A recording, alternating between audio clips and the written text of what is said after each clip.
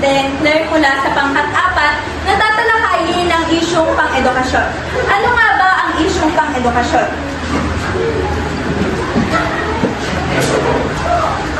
Narito ang ilan sa mga isyong kinakaharap ng sektor ng edukasyon sa bansa.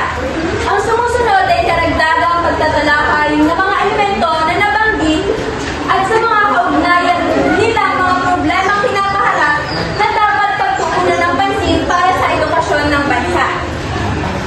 So, meron tayong iba't ibang uri ng issue sa sektor ng edukasyon. Andrew, maaari mo bang basahin ang unang problema natin na kinakaharap na edukasyon? Bumababang kalidad ng edukasyon. Ashley, pwede mo bang basahin ang pangalawa? Ang pangalawa ng bagong sistema ng edukasyon.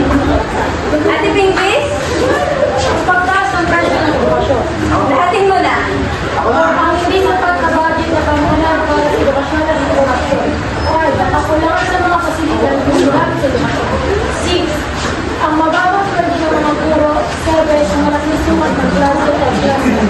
8. Mababang kakayahan ng mga bayaran at affordability. 9. Ang kakulangan ng pagkakilang sa kwalipikado o mahusay na guro. 10. Kakulangan sa pagkakataon ng pagkakala. Okay, salamat Ate Pinkies.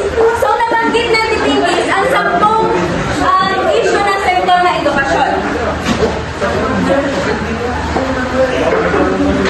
So, ano nga ba ang edukasyon? Ang dekalidad na edukasyon at edukasyon para sa lahat. Ang mga ito ay sigaw ng bawat Pilipino, lalo na ang mga kabataan. At ang dalawang ito ay makakamtan lamang kung ang mga suliraning ating pang-edukasyon sa bansa ay mas susolusyonan, ngunit paano? Maaari mo bang basahin, Princess Catherine? Kung paano susolusyonan ito?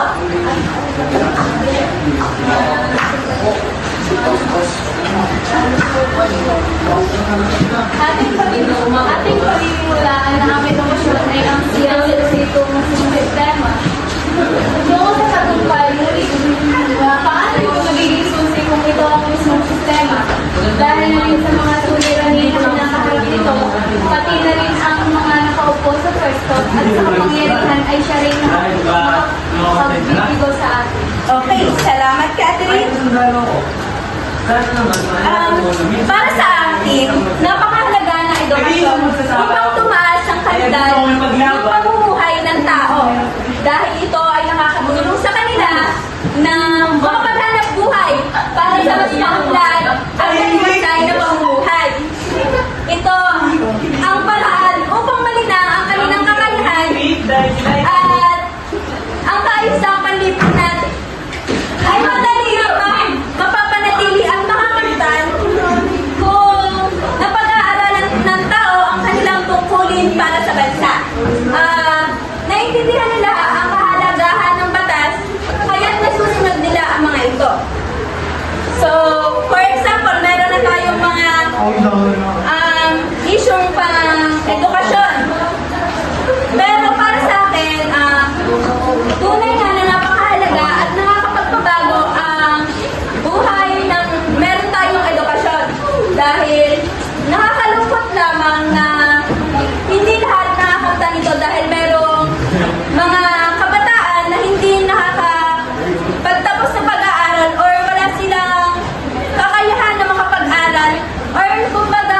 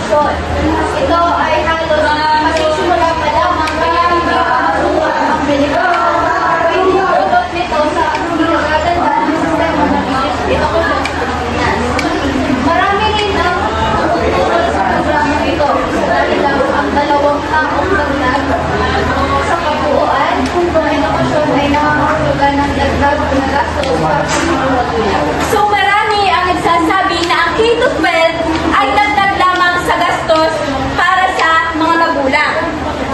Ang dagdag na 2 taon sa atin ay para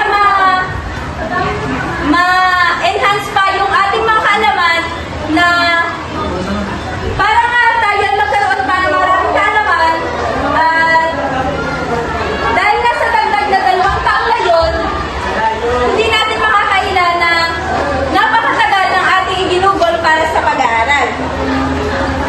So, ang pangatlo naman ay ang pagtaas ng presyo ng edukasyon. Alet, maaari mo pang basahin kung ano ang ibig sabihin ng ating issue nito? Bagamat mas mura ang edukasyon sa Pilipinas kumpara sa ibang bansa, ganun pa man, sa estado ng buhay ng maraming Pilipino, nagsabing mahal ang presyo ng edukasyon. Lalo na sa mga pribadong paaralan. Lalo pa itong tumataas sa pagdaan ng bansa. Bilang resulta, mahihirap ay madalas na hindi nakapagtapos dahil sa wala ng sapat na salapi ng pagbayad sa ating na paaralan. Okay, batay sa sinabi ni Aret na ang edukasyon daw ay mababa dito sa Pilipinas ang binabayaran parang tuition, pero wala naman tayong tuition dito sa Pilipinas sa mga public school. So, para sa ating mga Pilipino, dahil sa hirap ng buhay,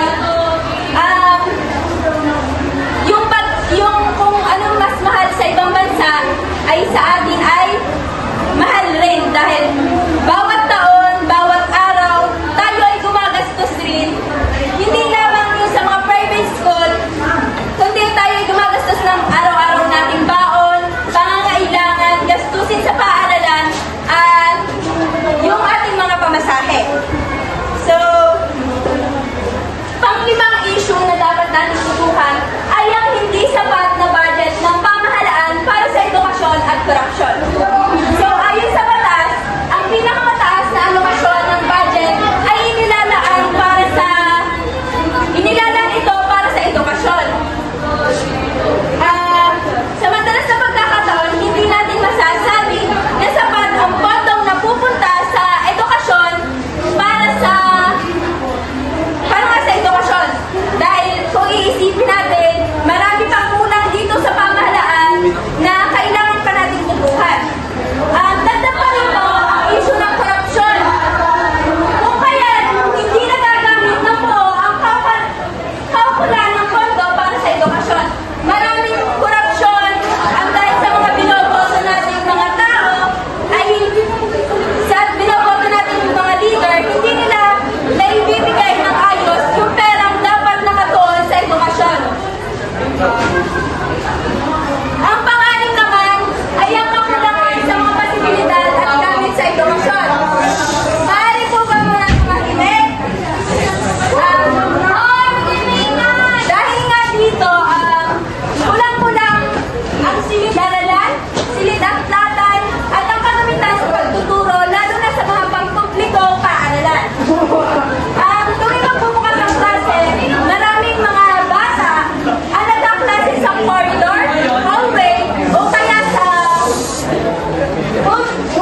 kaya sa ilalim ng punong kahoy, at ang ilan ay dati sa mga panikuran. So, alam naman natin na sobrang kulang ng paggamitan natin sa edukasyon dahil ang ilan sa atin, ilan sa mga 16 estudyante ay naghahati-hati pa sa libro. Halimbawa, dalawang tao ay naghahati pa sa isang libro. Ang pang-pito naman ay ang mababang sweldo ng guro. Yung pang-group ko. Carlo, maaari mo bang basahin? O ano?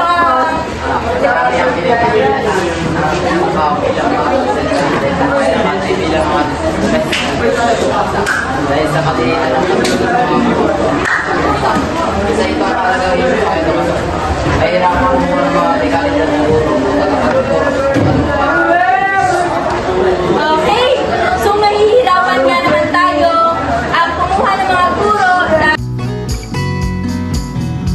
Isyong pansibiko. Ipinakikita ng gawaing pansibiko ang pinakamataas na level ng pakikipagkapwa. Dahil dito nakikita ng mga tao ng pagmamalasakit sa isa't isa. nagkukusang loob silang mapaglingkuran lalo ng mahirap at nakabababa.